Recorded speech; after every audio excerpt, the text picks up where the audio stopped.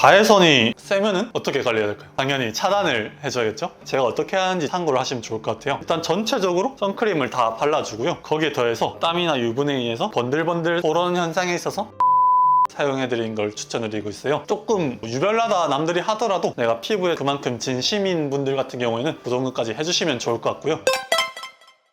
안녕하십니까, 하 원장입니다. 여러분들은 피부가 언제 좀 많이 상처받고 늙고 하는 것 같나요? 계절로 분류를 해보면은 뭔가 겨울철이 막 춥고 건조하고 찬바람 얼굴에 맞고 해서 나름의 이유로 좀 늙을 수도 있다고 생각하는데, 그것도 맞지만 이제 여름철도 좀 반대 의미로 극한에 해당하는 계절이긴 하거든요. 자, 여러분이 여름철에 딱 예쁘게 화장을 하고 밖에 나갔는데 바로 강한 자외선이 탁 반겨지고 꾸덕꾸덕 습한 기운이 탁 얼굴을 감싸면서 이제 열심히 화장했던 게 땀과 유분기와 함께 녹아내리기 시작하는데, 지하철에 탑승하니까 또 찬 에어컨이 싹 반겨주면서 잘 말라붙습니다. 그러다가 또 밖에 나가면 습기랑 열기랑 또 맞고 또 녹아내리고, 또 카페에 들어가서 친구들이랑 수다 떨다가 딱 말라붙었다가, 이런 게 계속 반복되다가 이런 거를 지워주려고 하려면은 이제 저녁에 돼서 집에 들어갔을 때 우리가 처치를 할 수가 있게 되는 거죠. 그동안 이제 다양한 요소들에 뭐 자외선이라던가 높은 온도라던가 또 건조한 에어컨 바람 같은 요소들이 있기 때문에 사실 여름철도 관리를 잘 해줘야 되는 계절이긴 합니다. 지성 피부는 더하겠죠. 그러면 이렇게 피부가 나빠지기 좋은 계절인 여름철에 어떻게 관리를 해야 될지 좀 많이 신경을 쓰이실 텐데, 오늘 아주 자세하게 설명을 드려보도록 하겠습니다. 그래서 영상 끝까지 보시고 이 여름철에 남들은 막 다 늙어도 나만은 피부를 보송보송하게 잘 지킬 수 있게 하는 방법을 잘 풀어보도록 하겠습니다. 여름철에 피부를 왜 신경을 좀 써줘야 되는 건지 좀 더 자세하게 얘기해 주실 수 있나요? 구체적으로 어떤 요소들 때문에 우리 피부가 스트레스를 받을 수 있을지 한 번씩 조목조목 좀 짚어보겠습니다. 일단은 강한 자외선입니다. 여름철이 되면 태양이 우리 한반도와 가까워지는 시기다 보니까 이 자외선이 피부에 되게 안 좋은 적인데, 그거에 대해 노출되는 빈도도 증가되고 노출되는 강도도 증가하다 보니까 되게 폭삭 늙기가 좋은 계절이죠. 그래서 일단 자외선 자체가 피부 쪽에 건조하게도 만들고 노화되게도 만들고 잔주름도 만들고 색소 침착도 만들 수가 있다고 보시면 되고요. 두 번째로는 높은 온도와 습도입니다. 온도와 습도가 높아지게 되면 우리 피부도 그에 맞춰서 체온 관리를 해야 되기 때문에 모공 쪽이 열리면서 땀도 되게 증가하게 되고 유분기도 증가하게 되거든요. 그렇게 되면 땀 때문에 땀띠 같은 데 생기거나 피부 자극이 생기고, 아니면 그 성분으로 인해서 세균이 증식을 하면서 피부염이 생기는 가능성이 있고요. 모공 또한 열렸다가 닫혔다가 하는 걸 반복하면서 모공이 막히고 안쪽에 피지가 증가하고 여드름이나 트러블이 증가하는 계절이 될 수 있습니다. 그렇기 때문에 높은 온습도도 조금 관리가 필요한 부분이라 보시면 될 것 같고요. 세 번째로는 또 덥다 보니까 실내에 들어가면 빵빵하게 틀어져 있는 에어컨이 문제가 될 수 있습니다. 마치 겨울철에 차고 건조한 바람과도 같아서 바깥에서는 따뜻하고 습한 온도에 있다가 안쪽으로 들어가면 에어컨 바람을 직방으로 맞으니까 피부는 사실 극단적인 변화를 별로 좋아하지 않거든요. 이런 것들이 반복되는 것 자체가 조금 스트레스가 될 수 있고요. 마지막으로 권하긴 한데, 여러분들이 뭐 휴가철이나 물놀이 하실 때 들어가는 수영장 물 자체도 사실 피부에 조금 자극이 될 수가 있어요. 왜냐하면 그 부분은 항상 좀 청결하게 관리를 해줘야 되다 보니까 각종 표백제나 아니면 염소, 락스 같은 게 조금 들어갈 수가 있단 말이죠. 그런 물 자체가 장기간 피부에 닿았을 때는 당연히 좋지가 않고, 뭐 잠깐 닿았으면 몰라도 피부 장벽이 좀 약한 분들이라던가 아니면 계속 장기간 노출되는 분들은 피부 노화가 조금 더 앞당겨질 수가 있습니다. 그렇기 때문에 이런 네 가지 요소 말고도 또 찾아보면 여러 가지 있겠지만, 대표적으로 이 네 가지 요소들 때문에 여름철에는 우리 피부가 노화나 스트레스에 취약해지지 않나 싶어요. 그러면 특별히 어떻게 관리를 좀 해줘야 될까요?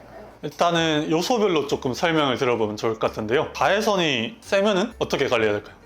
당연히 차단을 해줘야겠죠. 차단도 좋고 애초에 안 만나는 게 베스트긴 한데, 어쩔 수 없이 야외 활동을 하다 보면 당연히 만나게 될 테니까 그때는 이제 차단을 잘 해줘야겠죠. 저 같은 경우에는 봄, 여름, 가을, 겨울 구별하지 않고 오토바이를 타다 보니까 여름에도 이제 오토바이 탈 때 되게 신경을 많이 쓰는데, 이런 극단적인 상황에 제가 어떻게 하는지 참고를 하시면 좋을 것 같아요. 일단 전체적으로 선크림을 다 발라주고요. 얼굴에도 바르고 귀에도 바르고 목에도 바르고 팔에도 노출되는 부분 발라줍니다. 그리고 거기에 더해서 노출이 조금 심하다 싶은 부분은 아예 가려줍니다. 여러분들이 실생활을 하실 때 뭐 양산을 쓰신다거나 아니면 스카프를 쓴다거나 그 정도까지 해주시면 좋을 것 같고요. 다른 계절은 모르더라도 여름철은 진짜 자외선이 세기 때문에 선크림까지는 그래도 꼭 잘 발라주시면 좋겠습니다. 두 번째는 이제 화장을 어떻게 하는지가 중요할 것 같은데요. 봄, 여름, 가을, 겨울 가리지 않고 화장을 하셔야 될 경우가 있을 텐데, 사실 이런 계절에는 화장을 되게 가볍게 해주시는 게 저는 좋다고 생각하거든요. 조금 두텁게 바를수록 온습도에 노출되고 땀과 피지에 의해서 이 화장 자체가 얼굴에 줄 수 있는 자극이 조금 더 증가할 수 있기 때문에 조금 가벼운 화장을 하고 좀 가볍게 선크림 정도 바르는 경우가 저는 베스트라고 봅니다. 세안을 할 때도 확실히 트러블을 덜 일으킬 수가 있고 마찰도 줄어들게 되거든요. 뭔가 얼굴에 수분감을 준다고 수분크림을 바를 때도 조금 꾸덕꾸덕한 느낌의 유분감 있는 크림보다는 가볍고 산뜻한 그런 수분크림 제형을 쓰는 게 좋고요. 파우더를 사용해드린 걸 추천드리고 있어요. 파우더를 잘 활용하게 되면 이미 발생해버린 땀이나 유분을 잘 흡수해주고 기존에 발랐던 화장도 잘 고정을 시켜줄 수가 있고요.